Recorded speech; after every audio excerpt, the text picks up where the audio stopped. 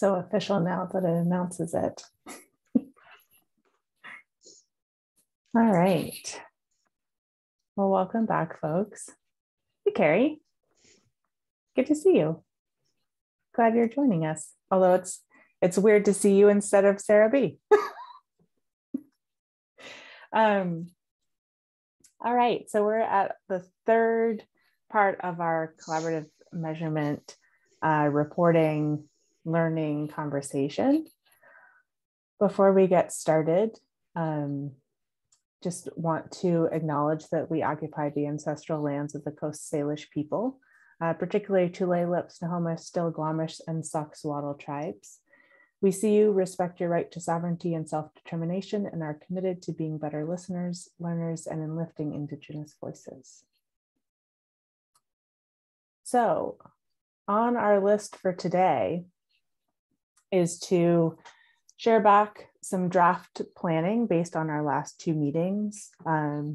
If you were here with us, you remember that meeting one was around just kind of the, non-negotiable basics of our core work. And two was talking about things we've used in the past for reporting, things we like and don't like. So Elise and Amanda will go through kind of a draft plan we have. It is really a summary of what you all have said and us kind of just putting it into words. It's not reflective of our decisions, but of where the group has been. So we'll ask for some reactions and maybe do some practice kind of running through some of the pieces and then talk about the logistics of what a reporting kind of phase and process would look like. And talk about what's coming up next. So I am gonna hop off today early. I gotta go help some family with some medical stuff. And so unfortunately, I'm not gonna be with you all for the whole time, but I just wanted to say that, I'm really incredibly grateful for everyone who's been part of any one of these three meetings. I feel good about us getting to a plan that is reflective of where all the collaboratives are. And I'm, you're welcome to give feedback and change it even more than it already is. But I am feeling good about how much it's changed from the first 3 years of reporting. That was largely dictated by us at random, and it was not a great process for us or for you all.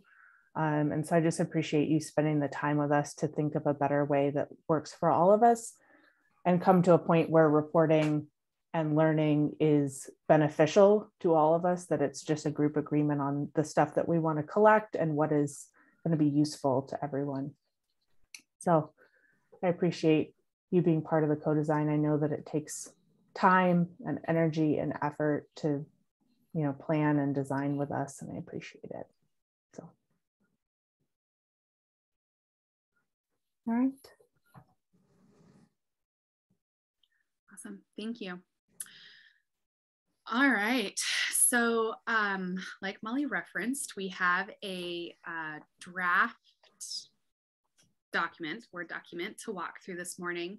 It is not intended to be final by any means. This is to continue getting feedback, and we'll do practice with a couple things to see how it feels, if it seems like it fits, or if we want to do a little bit more adjustment. But we will just run through some of the pieces that we have already identified in the past meetings that are kind of the non-negotiables for United Way. So around systems change, around 2Gen, around collective impact, family voice, those sorts of things.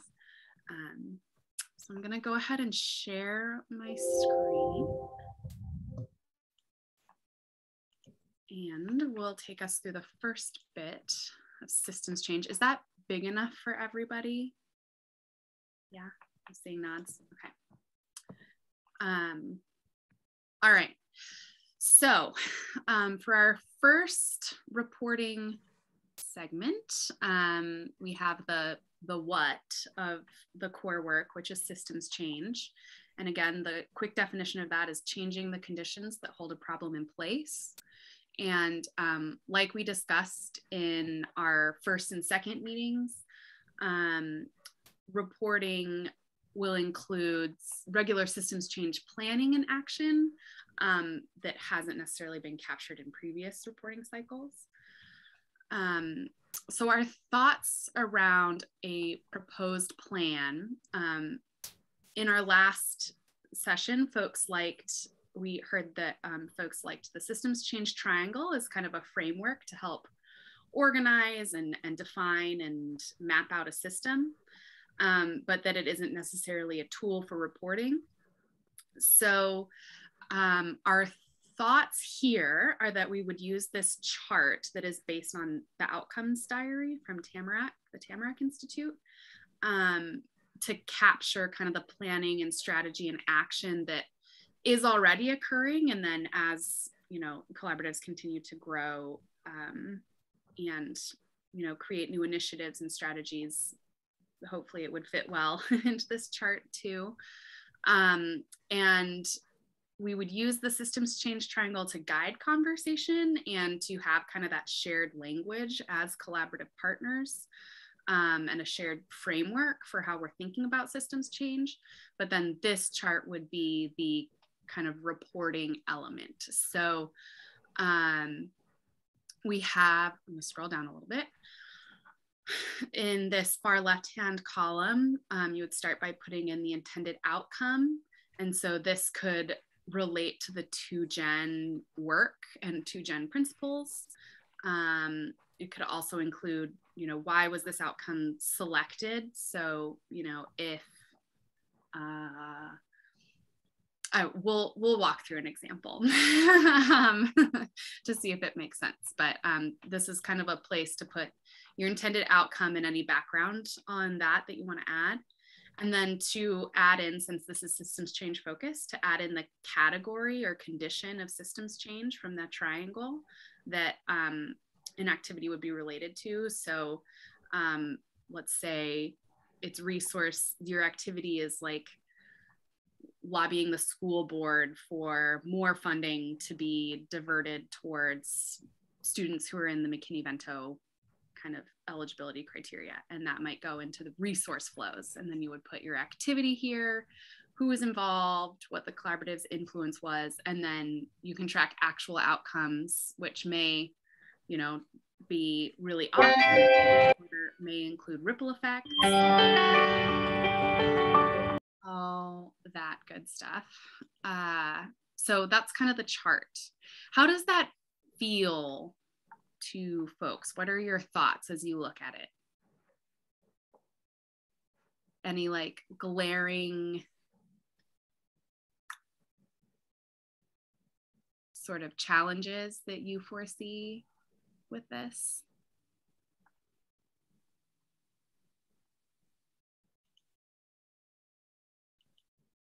Okay.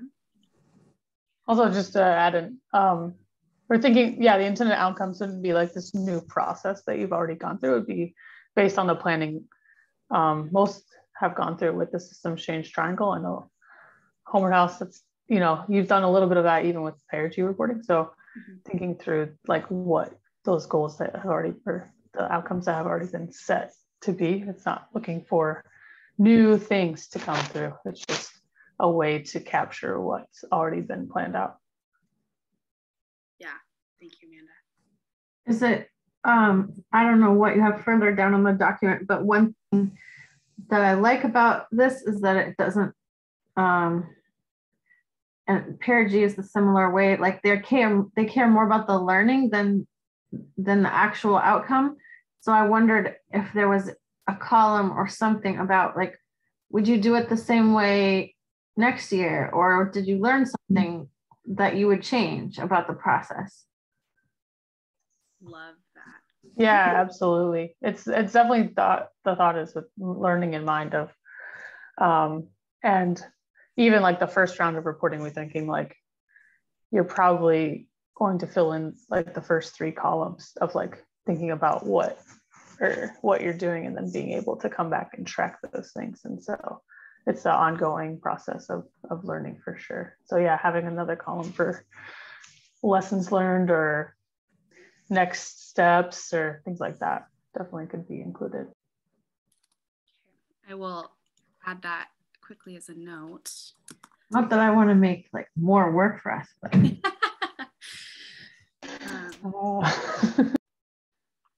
yes. And Ashley, I see that your hand is raised. Yeah, I just had a question about outputs versus outcomes. I know that's not something that we've talked a lot about at least in our collaborative and CCC, but I think that a lot of the times the things that we want to report on are those numbers, those, how many people came, how many families participated, those more kind of simple things that are really more outputs than outcomes. I think of, outcomes as kind of the result of the outputs. So is there a place for reporting those outputs? Or should there be? I'm not saying that there should be, I'm just putting that out there to the group. Yeah, that's a really good question. I think, so okay, let me gather my thoughts and see if they're actually making sense.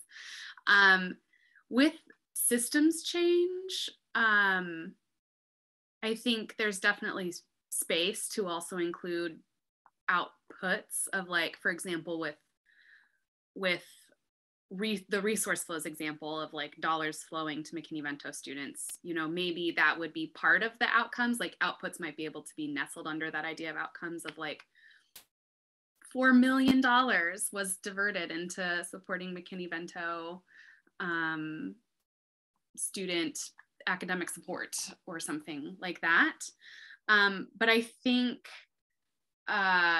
more so where outputs are maybe more relevant is under kind of the family level work of, we supported this many families or this many families accessed housing or whatever it might be in that space. And so we'll get down into kind of the family level stuff in another couple of bullets, but thank you for the question. And I'll take note of that and we can think through, maybe we can revisit at the end once we've seen everything. Like, does that feel like it's captured to show the holistic kind of impact of the collaborative's work?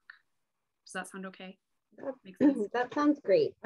When I'm thinking, or when I see that column, actual outcomes, I'm wondering, are we talking about outputs or are we talking about, impact? Is there, what exactly would fall into that column? Yeah, so wanting to see maybe a little bit more of a definition of like what is an outcome. Yes. Yes. Mm-hmm. Okay. What about this? So you could, I'm totally making this up, by the way, but great. Homewood House, let's say we give away a certain number of diapers and other things that families need. And you could have a report that said something like, this year, due to COVID, we increased the number of diapers we gave out by 50%.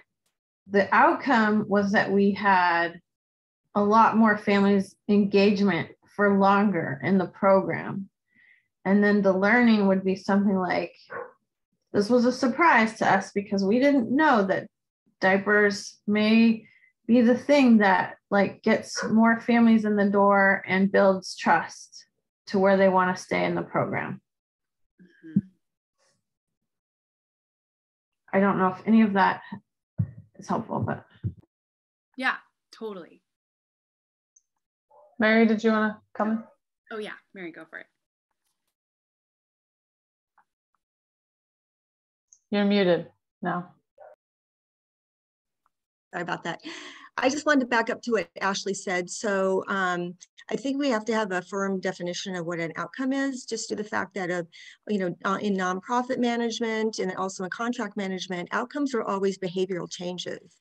And we had to prove that. That would be either increasing knowledge, changing attitudes, again, back to behavioral change. And it's really hard to prove. So again, are we talking about outputs for family level change? Or are we going to talk about outputs for system change? And if so, I think there should be clear definitions of that, or what would fall into that parameter. Yeah. Right. Yeah, and you make a good point that it's depending on the context of whether it's programmatic level reporting or system level reporting, it's going to look differently. So just taking notes. Okay, so we need definition and context. All right. Amanda, were you going to say something? No, but Melissa had her hand up. Just in the discussion, I totally agree. And I just love the word impact, because then we can put, kind of outcomes fits under that, systems change. I mean, it's kind of seems like an umbrella term that we could then define other things under. But I also had a question about the column before that, collaborative influence. And I'm sorry if I've missed it, but I wasn't clear about what might go there and what the purpose of that is. Yeah. No worries. Yeah, go ahead, Elise. Okay. Amanda, if you wanted to take a crack at it, you totally could. You got it.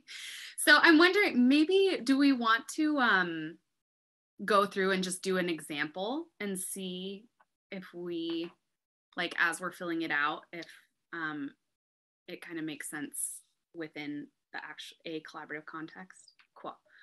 Does anyone have an example that we would like to use around systems change?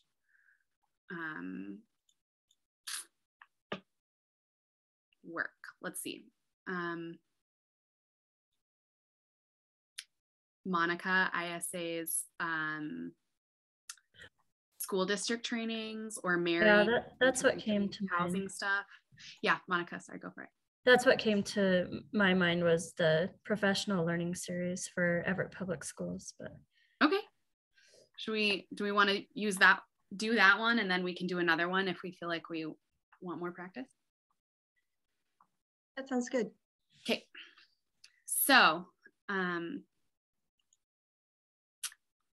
let's see. So yeah, a little or Monica, you can, I don't have to like tell everybody about it, but little context maybe on the trainings for the school district.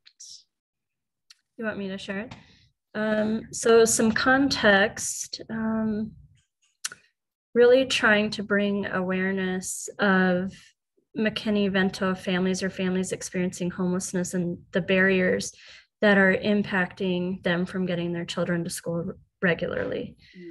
So all of our sessions focus on that topic, and also, what else would you say, Elise? There's a lot of partnering and teaming conversations in there. So how do we work better together to serve the needs of these families more efficiently? Yeah.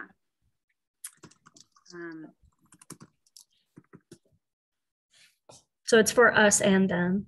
Right. And we partner together to come up with those learning series. So it's not like ISA says you need to learn about this, the school district designs those trainings, and who the trainers are going to be with us.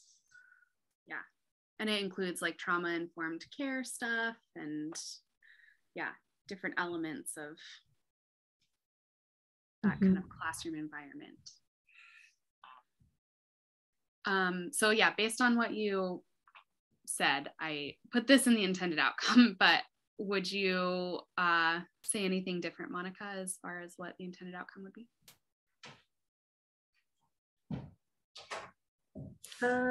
Yeah, that's pretty good. Okay. I think, Melissa, I saw you had a hand up. Yeah, so just a question. I'm holding systems change and then program level at the same time. So I just wanted to, since this is such a great example, I just wondered, would this mean, in addition or above, I don't know, but something about the intended outcome from a systems perspective is that, you know, kind of the needs, the elimination of barriers to in schools that prevent, you know, I don't know the system, but you know what I'm trying to get at, that larger system perspective of what this might be leading to. Yeah. Would that fit in there too? Or would it be a separate, or kind of how would you, or is it a separate category? I'm just. Yeah. And then I also wonder, is the bring awareness part, is that our actual outcome? Yeah. Yeah. Because we have brought its work. So the intention, I suppose, was that the school staff involved in the training would take their learning back to their school and implement it at a building-wide level. So that would be the intent. Okay. So we've got kind of the, yeah, you bring up a good point of like, it's an interesting example of like, there's a program component to this with a systems change goal. Like there's an initiative here that's starting at sort of a like within boundaries, but the ultimate goal is to like see all of Everett Public Schools shift in being able to better support or set students up for success. That sound good? Okay. So if we think about the systems change triangle category, I don't know, maybe that would be around mental models, it seems like, particularly with mindsets of teachers and staff, but also, Monica, I heard you talking about relationships and connections of like connecting, you know, all of the folks who support families and staff and practices. So I think that you could identify multiple categories here if you wanted, or you could say, you know, this is mostly just mindset at the moment. Like, I think this is, you know, something that as it grows, you know, it can kind of shift what you put here. So, but let's say mindset, relationships and connections, and mental models. Mindset and mental models different. You're right. Gotcha. Relationships and connections. You're doing great. You got this. You know, it's still morning. Practices, that was the other one.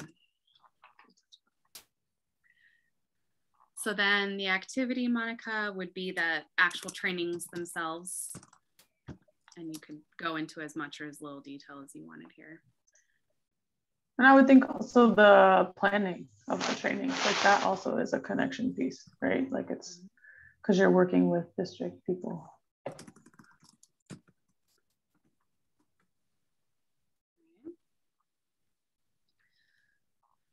So who is involved? This is Monica, advocates, right?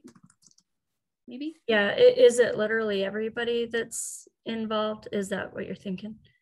I think that, yeah, maybe just the people who like are applied when you think of like, who is giving the trainings, who is doing the planning. Yeah, so let's go this route, put collaborative coordinator instead of me. And then the district level directors of the Kids in Transition department.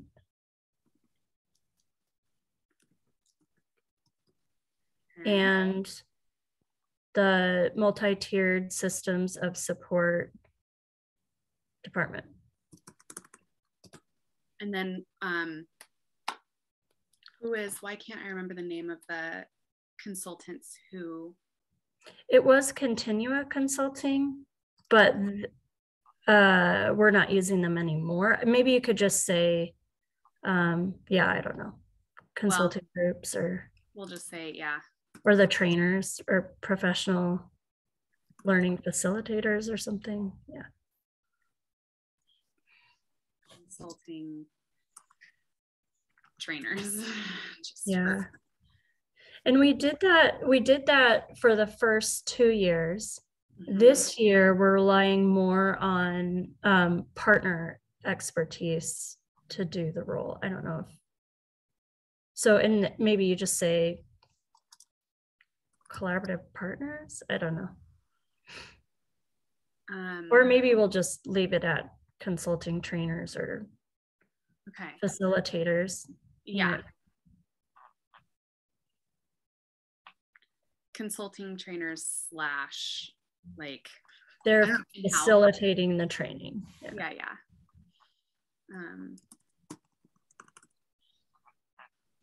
We'll leave that for now. So then as far as collaborative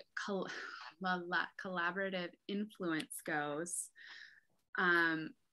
this then might be the space where it's like, what was, obviously not all of the collaborative partners are on the planning team or whatever, but this is a result of the collaborative, like as an initiative of the collaborative, as a strategy that came out of the collaborative. What was kind of the influence that the collaborative had on developing this and prioritizing it, paying for it, whatever that might be?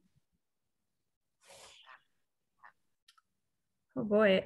So this was started before the collaborative even got funding. This was a component of it. So I don't know who originally got it rolling or saw the need for it and got it rolling.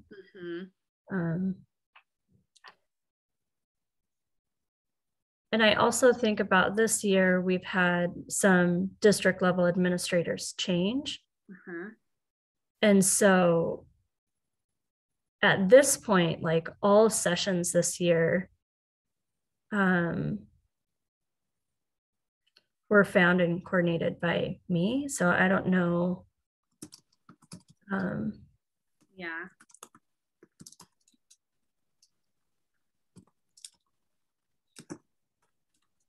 And then it is, I mean, ISA does have this in your budget, right? You all pay for the correct trainings. Yeah. So.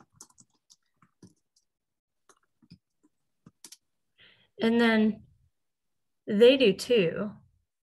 So that a piece that's not within their budget, because they pay for substitutes for teachers to attend. Mm-hmm. Yeah, which is a testament to the relationship, probably, I would guess, between ISA and Everett Public Schools, right? Like that's a part of the influence, is like leveraging a relationship to make this a collaborative initiative. So, okay.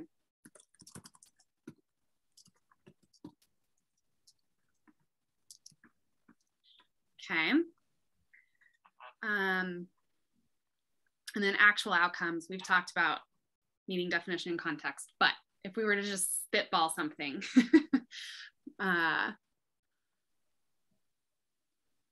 what would you say? I mean, we have data that shows that teachers are, feel more aware and equipped, and staff.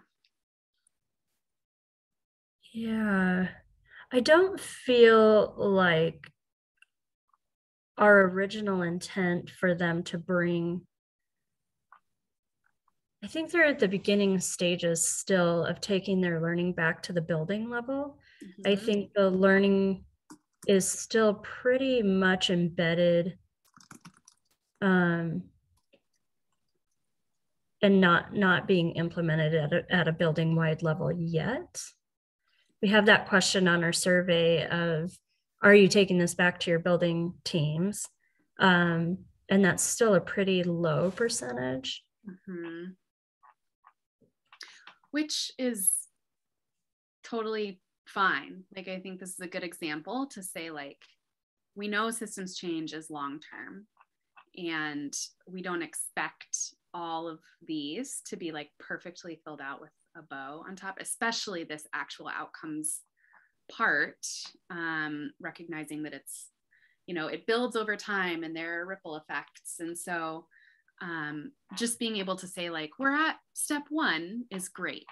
And I think the exciting thing about reporting over time will hopefully be that, you know, maybe in 2 or 3 or 4 years, you can say, we're starting to see, like, we've learned now how to, like, whatever, we cracked the code to get them to implement this building wide. And now all of a sudden we're starting to see like entire schools operating differently. Yeah. So to give an example, and they want it, you know, it's not just something that's like, oh, I'm required to go to this. I mean, I'm sure a few people think that required to go to this weird training every like 5 times a year. It's 10 hours long. And in the beginning, we had, you know, maybe 18 people attending regularly, and now we're in the 40s. That's awesome. So yeah, people seem to want it. And they have, there's buy-in, because at the end of the school year in June, we say, okay, what do you want to learn next year? And so they tell us, and those are the trainers we bring in for the next year, school year. Yeah. Like, that's awesome.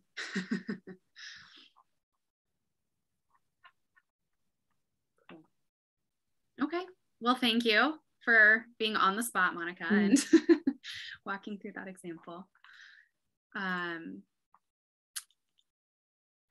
does that seem to folks? Is that clear enough, or like workable, at least for now, and we can continue to kind of, you know, get feedback and hash it out as we use it and figure out like, this fits, this doesn't fit? Melissa. Yeah, it was super helpful. I really appreciate the example. I feel really clear. I think on the outcome thing that came to mind as you were talking, it's kind of like current outcomes or latest outcomes instead of actual outcomes, because I love that you've created a process that allows us to be emergent and that we learn and it keeps growing. So any language that reinforces that and gets us away from the old traditional language, which then gets everybody nervous and feeling like, oh, we have to list everything.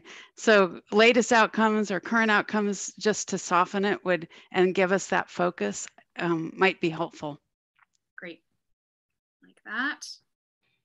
I have a quick question. What is your intended sort of learning? What do you want to get out of the category of collaborative influence? That's a good question. I think part of it, and Amanda, feel free to jump in after this too. Part of it is seeing that it is a collaborative driven initiative and strategy, because I think that oftentimes, you know, especially just as nonprofits that are trained into operating in, you know, siloed ways, or, you know, we can make a lot of unilateral decisions. The idea, just like, yeah, we're used to operating that way. I think the idea with the collaborative influence section is to think through, like, how did the partnership of all of these, you know, different collaborative members, how was it a group kind of understanding or decision or movement that led to this work that's being done? Does that make sense? Sort of. I mean, you're asking who's involved in collaborative influence. And when I think of like having a collaborative fill out these forms and these charts, I guess I like to think of things that are like super crystal clear, and I know as a collaborative how that's going to help me and how that's going to help inform you, and those are fuzzy areas for me. So, but I'm also really need to be here and be listening, because I'm not really deeply engaged in this work, and just kind of that's just my only reflection on this form. It seems like just like, yeah, you kind of want it, and like, oh, wouldn't it be nice? And then really, what's the value add in terms of, because you're going to ask people to spend time and energy on this, and like, does that really give you much of a value add that you can't just suppose? I mean, are people really going to put individualized things on here? I doubt it, right? They're going to be working on this as a collaborative. So that's my only thought. Yeah, thanks. That's an interesting reflection. So it sounds like, it feels like there might be a little more overlap between who is involved in collaborative influence than like makes sense to be broken out into two categories.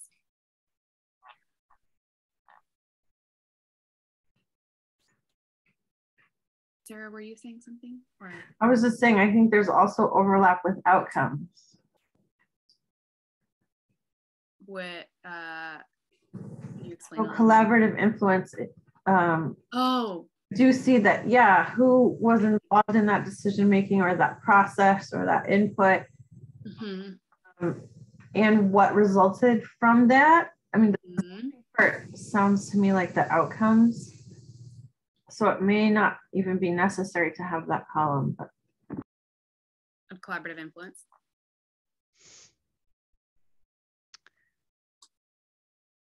I have a thought as well. Yeah. I love the question. I keep coming back to the last column is really about impact. What impact are we making? And this collaborative, it's less about how are we involving everyone. That's what we're there to do. I keep coming to collective impact. Like, how is the collective of the group, the value of that, how has that been utilized to inform?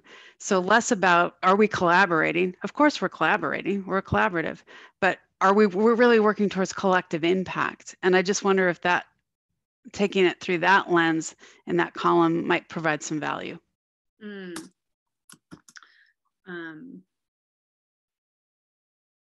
Okay, I'm thinking through how to capture that succinctly.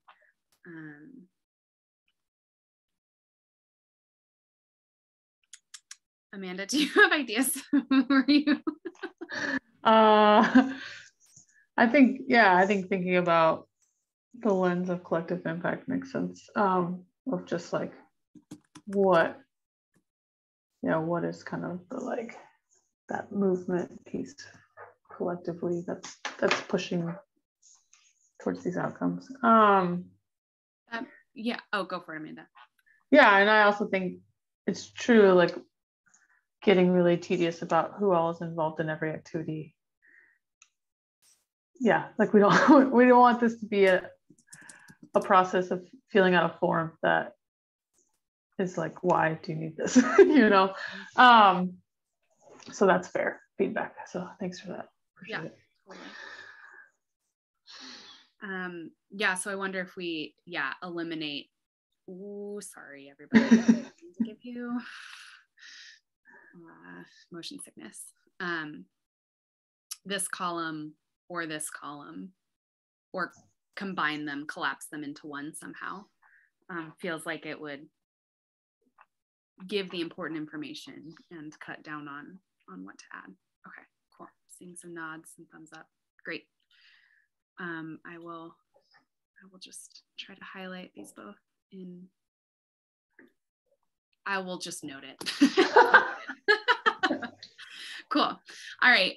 So with some of the thoughts, particularly Melissa, with your lens of collective impact comment, I feel like that's a good transition into looking at the other points on this document, and then maybe once we see everything, we can flip back through and look at it kind of holistically. Also, just trying to keep an eye on the time. So, is everyone okay with popping down to the next bit? Oh, Amanda. So that was the other thing to think about, is what is the logistics of when you're adding to this chart and the format of that, and then how to think about the logistics of having shared responsibility and capacity, and like even like to like where are we going to store this chart, so like you're not sending a bunch of emails to United Way, but like have this stored in a shared place so we can see those updates. And but just thinking about those different aspects of what would that look like? Yeah. So that's something that we can kind of, as maybe we can come back to after we've looked at all of the different options and think through what do we want the logistics of reporting to look like. So yeah, Basecamp. Sarah. Homeward House loves Basecamp. I love it. It's a great spot.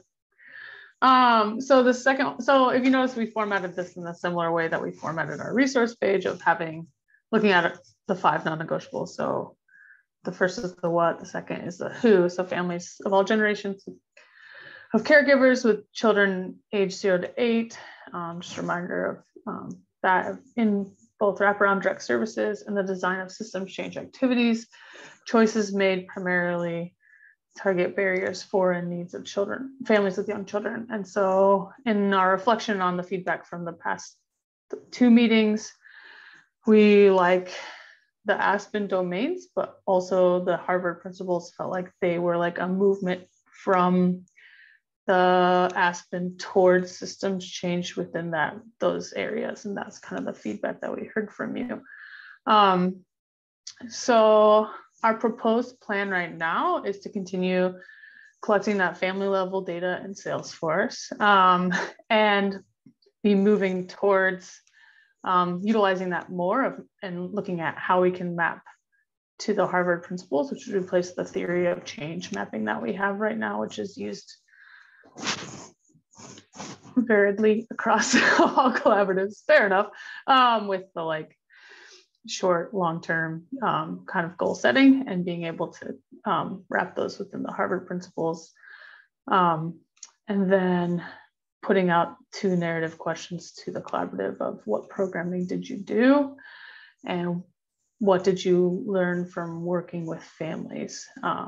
Thinking about barriers, patterns, what works, kind of those processes of learning that is leading you to those systems change ideas, right?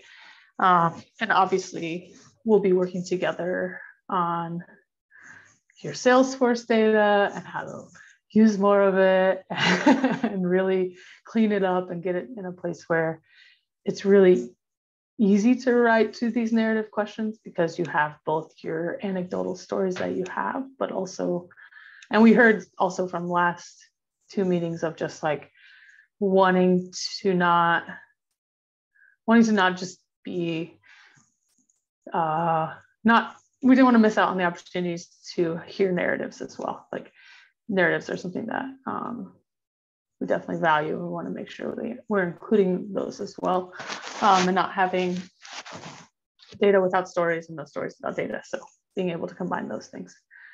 So that's the kind of the proposed plan for reporting on the who.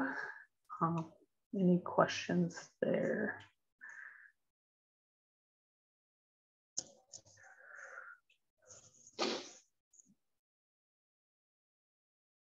Okay, awesome.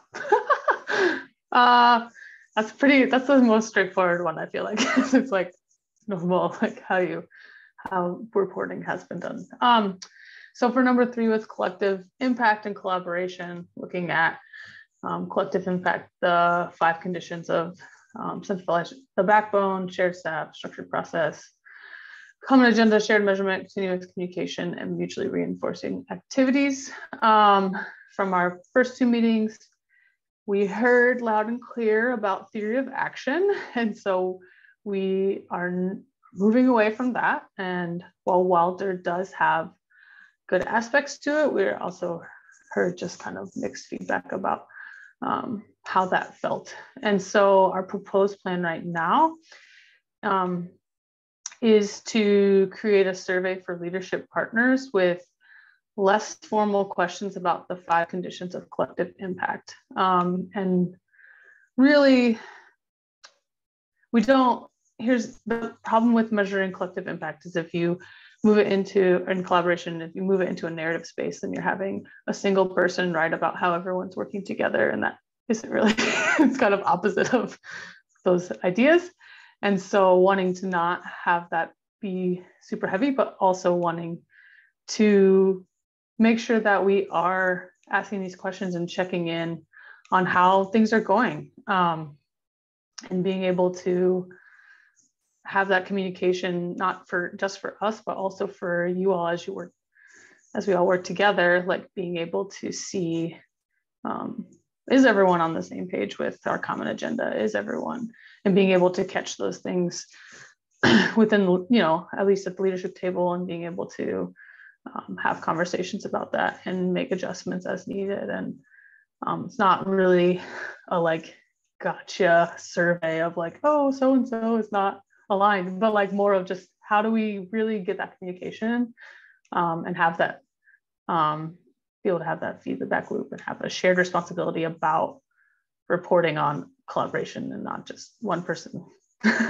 being the one. So we're working on formatting that survey right now. And when that's created, we will send it out to you for your approval before it's part of your reporting. So it's something that's in progress. But we kept going around and around the ideas of how do we accurately have a way to gather information on this without putting an undue burden on one person to report on it, or moving us back into a theory of action style of reporting on it. So when do we anticipate the survey will be done? Probably, I will have to check in. We'll send out an email about that after this meeting, and we'll check in with Molly on that. But I would say the next couple of weeks. I don't know. What do you want to say, Elise? What do you want to commit us to? I was just going to say that there are, we have a lot of great resources around assessing the 5 conditions of collective impact. And I think that, it's just a matter of for us to look through those resources and then translating them into questions that are, just approachable. Our goal is not to create like a 500 question survey to be like, this is our version of the census that we want partner collaborative to take, but to really pick some key questions maybe for each of the 5 conditions of collective impact that we can then, start to look at longitudinally over time and provide, some nice graphics and things to collaboratives to say this is where partners land on this stuff. So I think that the resources are there, and it's just a matter of compiling and then doing some work around making it concise and translating it. So I think that your question can also be, we can certainly send the survey to partners, maybe not to all partners, but to like folks who are in this group beforehand to ask for feedback and if you like it, so we can just get your eyes on it beforehand. And then, part of the conversation today is deciding what frequency reporting will happen, at which frequency of reporting will happen moving forward. So yeah, Sarah, did you want to? Oh, I was just gonna put in a plug for having a survey with a little bit of field. Not that I want to write an essay, but I just lately have filled out several surveys. But I felt like there was never any opportunity to really give input that would change anything or make anything different. And that was because it was just plugging in, where are you between 1 and 10 on something. But I just think that there should be an option for us to say, well, I put a 5 and here's why. Yeah, absolutely. Yeah, we want that input. And even we were just thinking through some sample questions yesterday. Molly and I have just like, okay, are you, who else, you know, are you on leadership table? Who else do you think should be at this in the leadership group? Like who else, you know, and those kinds of feedback questions of just who, how are you working together, and not just the Likert scale, but really, yeah, getting into some actual feedback of how are things going and what are, you know, thoughts that you have. Melissa, yeah. Yeah, we're just so elated and grateful to stop using the theory of action and Wilder and really move to this. And just because I've had experience with this, and I think we can really embrace this and be intentional. It can be part of the way, you know, really integrated in the way we operate. And it occurs to me, it's less about assessing and more about demonstrating. I mean, I think this is like, we know this, we will look for what's the evidence that we're doing this and moving this forward. And I would hope that it could be just something that could be naturally reported in the way we're operating, as opposed to something we have to sit back and, are we doing this? It's like, no, we're intentional about this. Where are we? It's almost like the Salesforce stuff. It's like, how are we tracking to show that we're doing communication, that we really are aligned in action? How can we demonstrate that for each other and for others? So that's just a plug from less assessing and more demonstrating. Yeah, absolutely. Again, we want this to be learning conversation. Like, yes, it is reporting. Yes, it is used for that aspect, but we want it to be bigger and broader and more applicable than that, and a way for us to grow together. Yeah. All right, Elise, yeah, go for it. I think, yeah, one other thought, now that we've looked through this kind of collective impact collaboration section, I am thinking back up, I'm going to scroll up again, to the systems change triangle, and the thought, oh, thank you, Amanda, for highlighting these. The thought on these two columns and collaborative influence, and we talked about collective impact, and okay, what comes to mind, this is also related to Carrie's question around like, what is the important information we're getting from here? I think that oftentimes in systems change, because a system is a like living entity that will snap back and act in weird ways. You know, like we move and then it moves, and then we move and then it moves. It can be hard to determine causality. And so I think that,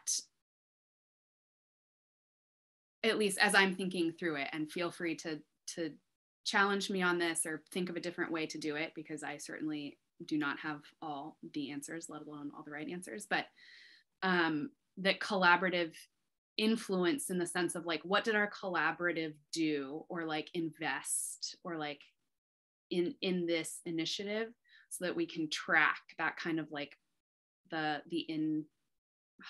I don't want to use inputs because that's a very traditional term, but do you understand what I'm saying, Amanda? Am I making sense in terms of like looking at, yeah, how the collaborative has tried to influence change, so that we can at least kind of correlate it with how the system is acting or reacting, versus necessarily saying like who is involved in something and listing just names of partners, but having maybe a more holistic way of saying like, this is the collaborative's influence in working towards this outcome,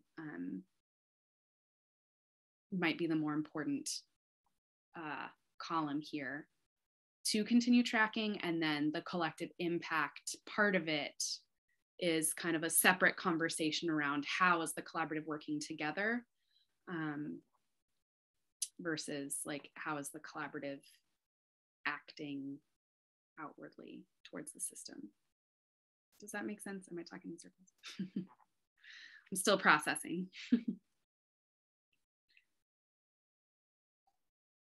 I think I get it, but others need to also.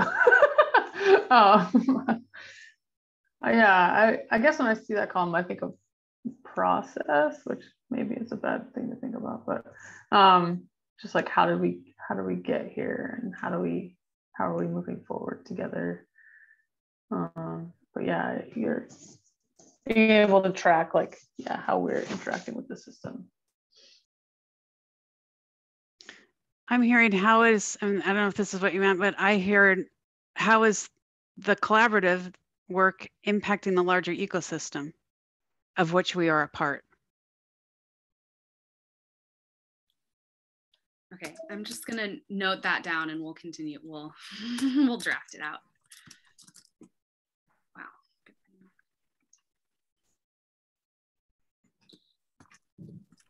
Not to keep belaboring this point, but the whole reporting on an outcome, it has implications that the collaborative is impacting the system. So again, if you go back to ask yourselves first, what do you think you want to know? And then is this enough? Like, or can we take away something? Like, you know, good evaluation is always about what can we take away, how to make it absolutely minimal. So every single point that you ask actually moves you forward with knowledge and information. And the fact that we keep being confused about this and we're like trying to fix it makes me think it maybe is not a necessary section. And until we can get crystal clear about it, let's not just add vagueness to reporting, is my idea. Yeah. Yeah. That's fair. I appreciate that frankness. Yep. That's good. It's good feedback. All right. So coming back down now, after collective impact and collaboration, that survey that we talked about. So the last two non-negotiable areas for us are the how of work shaped by families. So really highlighting that community engagement, family. You muted yourself, Elise. Awesome, sorry. So tied to the equity portion of, you know, folks with lived experience really guiding the work. This is shifting power and dynamics, building relationships, all that good stuff. So we recognize that there is more learning to be done around this for collaboratives. And so this is something that we will focus on in 2022 and some of the professional development that we do to, you know, just build capacity, build muscle around like what are the frameworks, what are some tried and true, like well-tested ways of doing this work within the collaborative context. And so we have that coming, and because it has not yet been built out, we didn't want to put any major asks around reporting on this piece. So for now, we just propose that there would be a narrative space for you to name what you have been doing already and what that's looked like. And then as we learn and grow in this area collectively, then we can figure out if we want to shift reporting to something different that will be more helpful or holistic as we move forward. So any questions on that?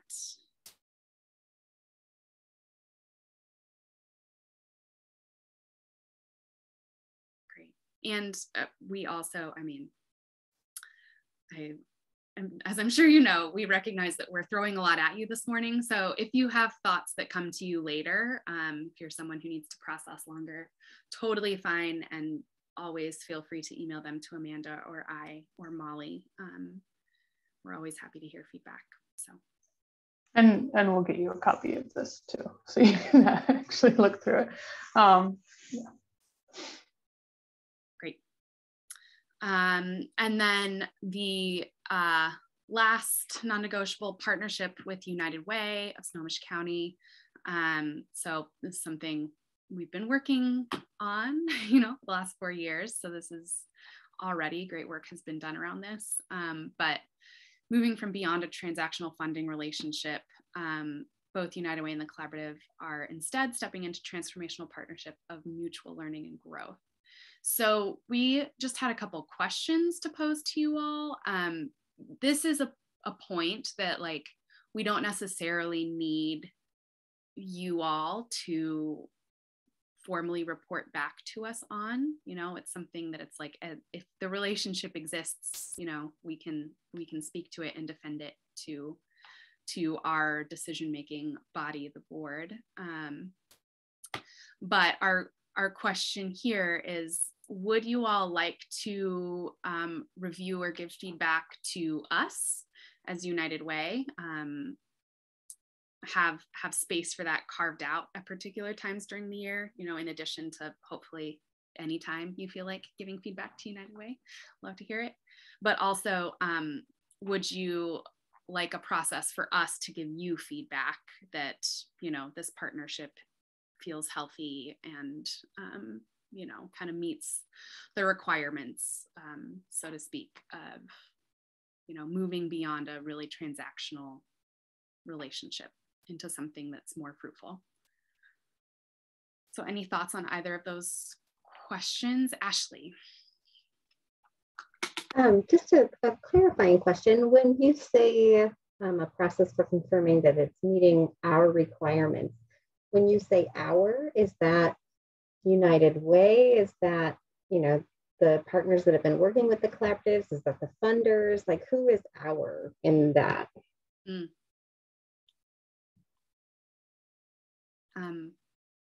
Amanda, did you and Molly have I believe that's United Way. Like, yeah, our requirements we can put. So that would be like to hear feedback from our, like when we present to CIC committee, for you to also get that feedback. I saw your comment, Monica, about yes, please for number 2. I would agree. I think that would be really helpful. I do feel welcome to provide feedback to United Way at any time. Thank you, Elise, for always, keeping that door wide open. But that second bullet definitely, I think, would, be helpful for the collaboratives to know how we're meeting expectations, because I don't know that we've had a lot of those types of conversations. So I think that would be great. Yeah. Thanks. Yeah, NCCC is a good example of how the relationship can shift over time and sometimes hit snags, but I think that I will say that I'm very grateful for NCCC's and partners' commitment to, continually building a relationship and redefining how we all work together. So I think you all are have great experience to speak to that second point for sure. So great. Sounds like definitely the second bullet. Oh, I do think, on the first bullet is when you're in a funder relationship with folks, before you even start with this sort of open, give feedback. Like, what are the questions United Way is having around the power dynamics and the building the trust? Because that's kind of, as a funder, that's a lie question. Yeah. Oh, we love you, but if the power dynamics haven't been acknowledged and addressed, you're not going to get authentic feedback. And even that question, do you want to give us feedback? Well, no, you're great, you're amazing. Like, that to me is a red flag as a funder. That's like, oh, we're not perfect. So like, if we haven't already been engaging in really authentic conversations, maybe what United Way could do to demonstrate some shifting is how are you addressing power dynamics? How are you addressing trust-based philanthropy? What is the work you're doing to bring to the table to guarantee that when we want to give feedback and be in conversation, that this transformation is happening for us too, and not just you? It'd be cool to see some of that learning and evaluation that you're doing yourselves. Yeah. What other thoughts that folks have on hearing Carrie's feedback there?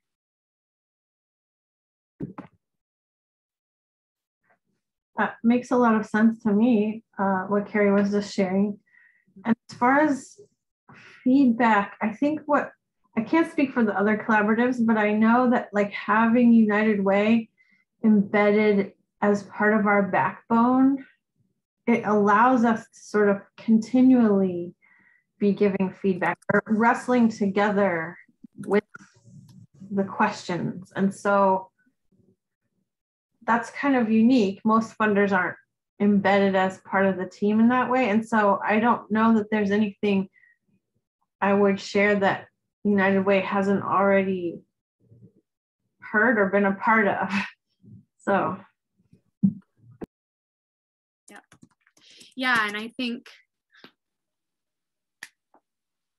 it's something that we have been learning and trying to have conversations about over these past 4 years. And I know, ISA, it's been a process and we've had a lot of open conversations, and CCC. And so this is something that, we have, I think, great examples already, but I love that idea of coming to collaboratives saying like, hey, here's some of our goals as United Way, that we want to be a trust-based funder, and we want to be continually seeding power where we can seed power, and really stepping into the process work of equity in the roles that we hold. And so tell us how we're doing about that.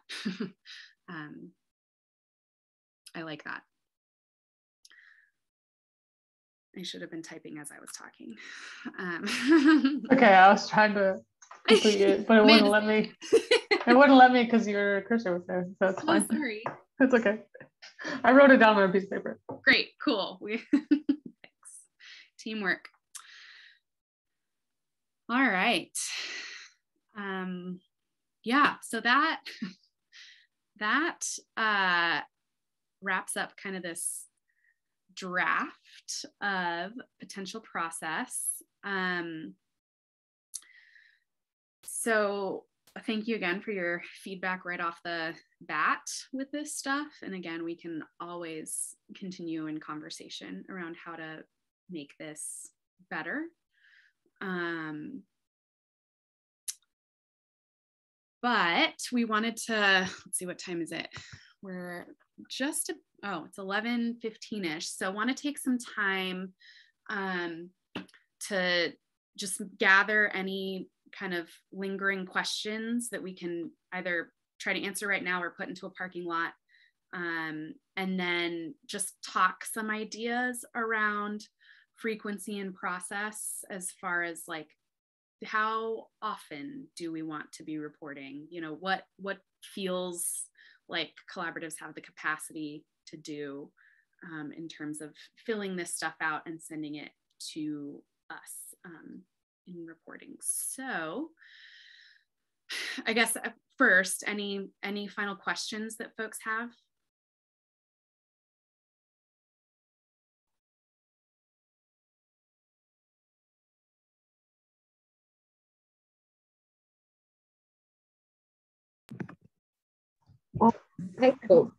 I was just going to say, now seems like a good time to, maybe dive into some of those details of United Way's requirements.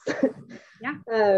About frequency, do you have requirements there about how frequently you need this reporting done by the collaborative? I think that would be helpful.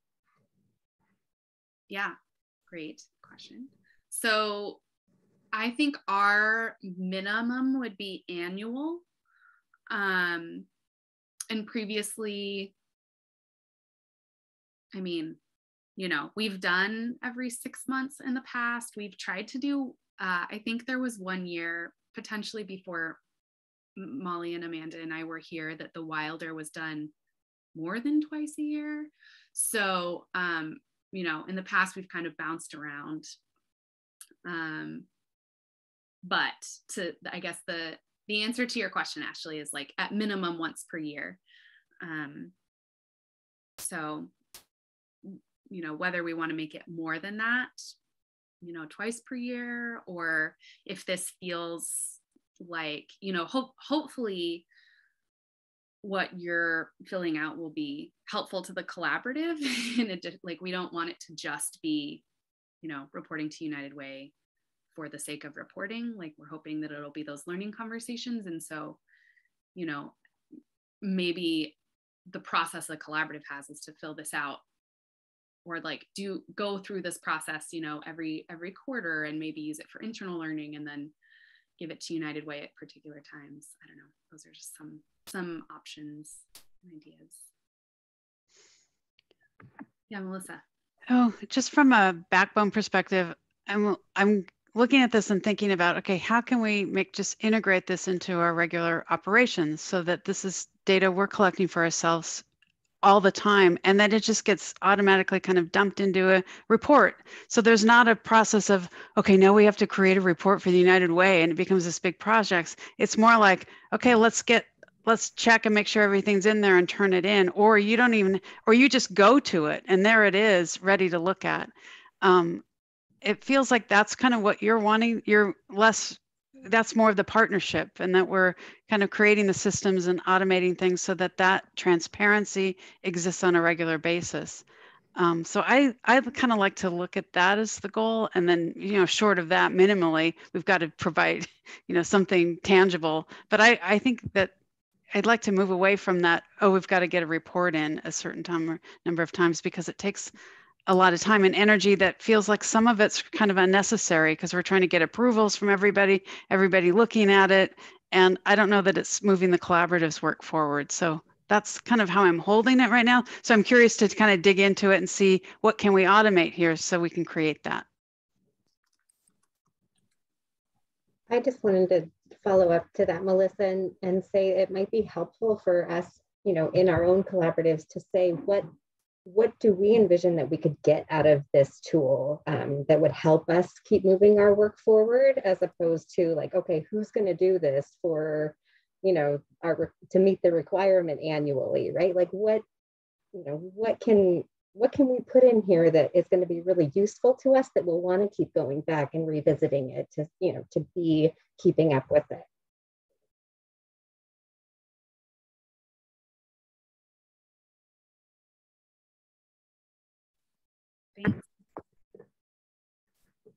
My feedback, I mean, I guess it's listening to Melissa, now I'm changing my mind, but I do think, I agree that there are things that we should be able to automate and just use our database to be able to pull some basic updates, right? I think for our own selves as much as for funders. But I also have been thinking, as we've been talking, like it makes sense to have this process for communicating back to United Way, but I just feel like also we don't necessarily, at Homeward House anyway,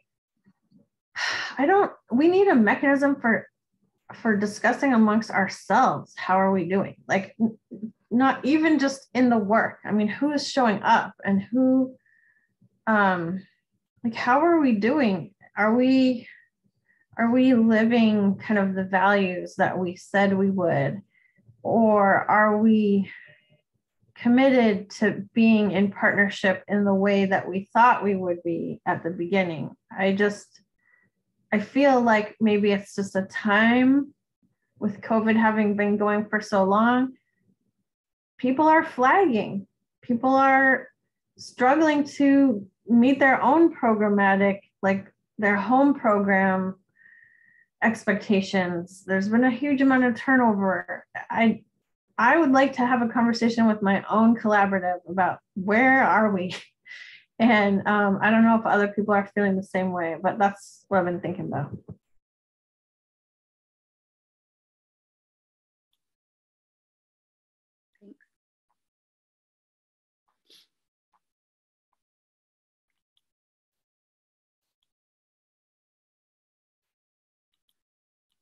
So it sounds like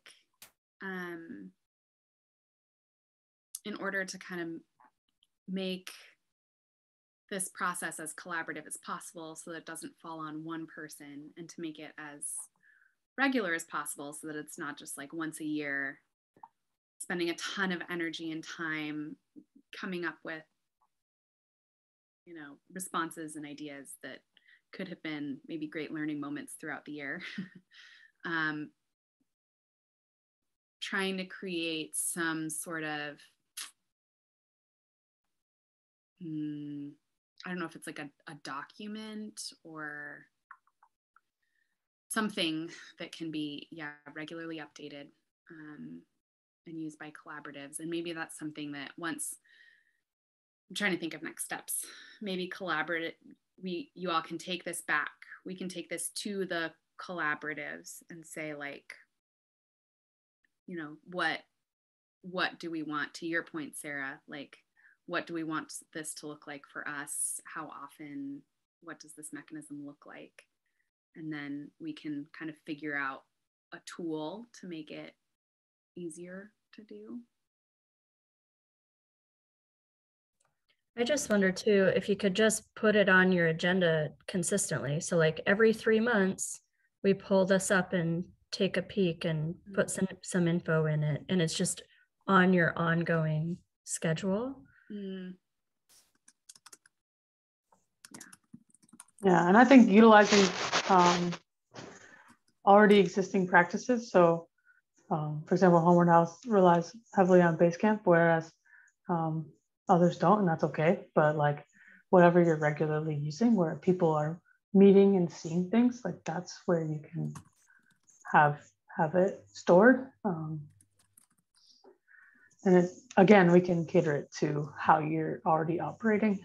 And it doesn't have to be everybody does this or everybody does this, because you all exist in a virtual space differently. So it's okay. I like Basecamp too, but ours needs some serious cleanup. That's what I notice. Like, and every time I think about doing it, I'm just like, oh, other priorities, right? Like there's all kinds of people still connected to it that have been long gone for a very long time. And it'd just be nice to have it cleaned up a bit. And then I think that we could use it more regularly, really easily. It's super easy to use. And I like the way it organizes and notifies and all those things. So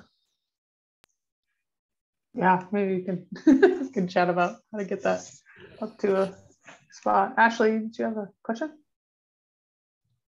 I did. I really liked Monica's idea about just putting this on our agendas regularly and checking in on it. I had a thought earlier when we were looking at the chart up at the top of the document to have a column that would include action items or next steps.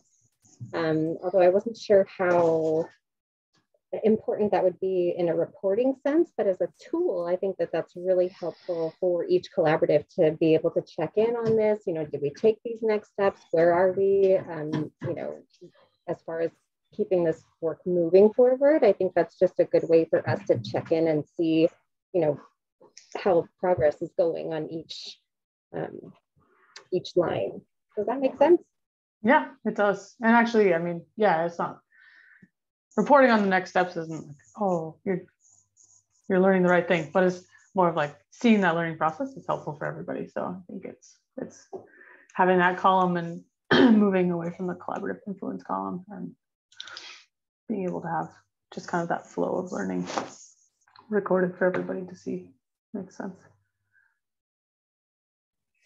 And I can't remember who said it, but not the pressure to put every single thing down that you could possibly, you know, be influencing or whatever.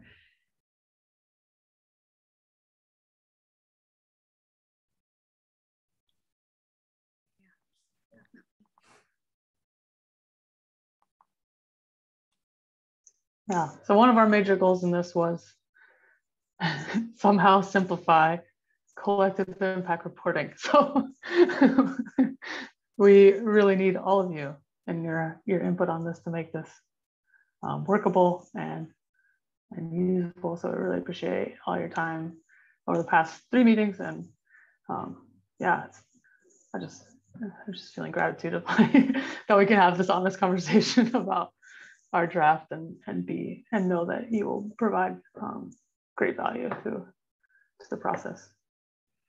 And maybe we only report on, you know, our 2 systems change priorities for the year. Maybe that's the only thing we report on.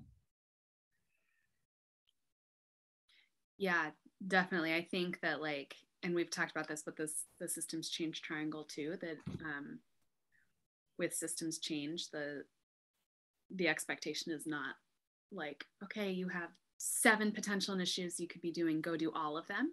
But that idea of chunking and linking, of saying like, all right, we'll do this one first, and then we can move into this next one. And after we get to a good place on that one or wrap that up, we can move to the next. And over time, you end up creating this bigger movement that kind of builds on itself.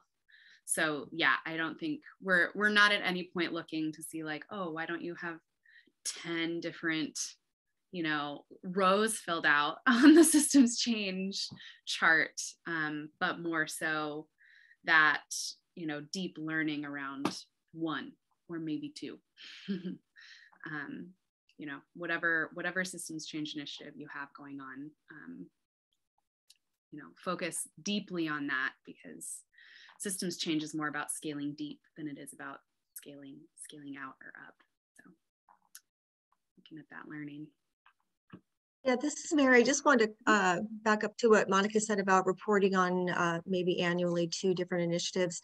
You know, we're working on, I think, 5 simultaneously, and they're at different sections of where they would be. One is with bringing internet to Darrington. That's been going on for almost 3 years, while our transportation system that we're working on has been taking place the last 8 months. So maybe taking it back to the collaborative and just saying, out of the initiatives that we're working on simultaneously, which ones would you like to report back on to the United Way board, and let the collaborative make a decision on what's important to them to report?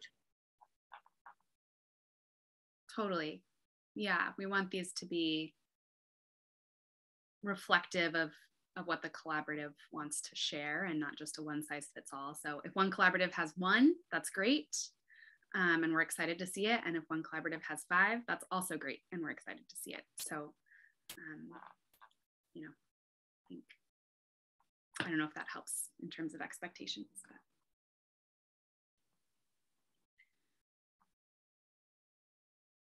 But. All right, great.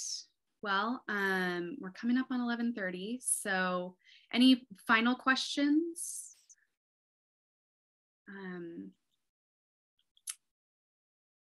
Next steps, our team will clean this up, make some changes, and then send it out to you all for any kind of final thoughts, and then approval to move forward with this. And as always, you know, we're all continually learning, and so nothing is final forever. And want to just say that as the caveat to, you know, this can change and grow, and we can continue to, you know, talk together about it and learn and tweak it to make it what it needs to be for us. But yeah, we'll send it out, and then can propose some stuff around frequency and process, and then kind of determine what happens next after that. Amanda, what were you going to add?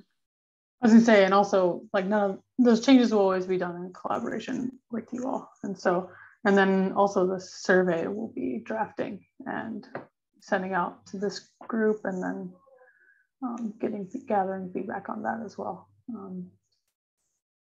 So yeah, be looking for that too. Yeah, so next steps, just look for an email from us with information, and maybe some ideas on a collaborative conversation or 2 that might be helpful to have around, you know, really making this practical and implementing it, and then we can go from there. So I just really quick wanted to make a quick comment. I did say this last week in another meeting, and I mean it heartfelt. And that is, in the work we're doing with systems change, it takes time. It takes a lot of time to just keep moving that rock up the hill. And I just really want to publicly say how appreciative I am of United Way and staff for not only being a partner, but a funder that is in it for the long haul for us and supports us in our work. So again, I really appreciate that. So thank you.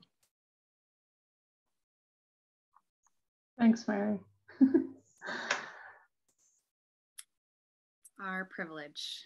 For sure. For sure. Y'all are awesome. I walk away every week just like, man, I love my job. So yeah, we appreciate you all, appreciate all your time and energy. And yeah, it's an honor to be in this work with y'all. So great. All right. Well, with that, we can send you all off on your Tuesday, and yeah, we'll be in touch. All right. Bye, everybody. Thank you. bye.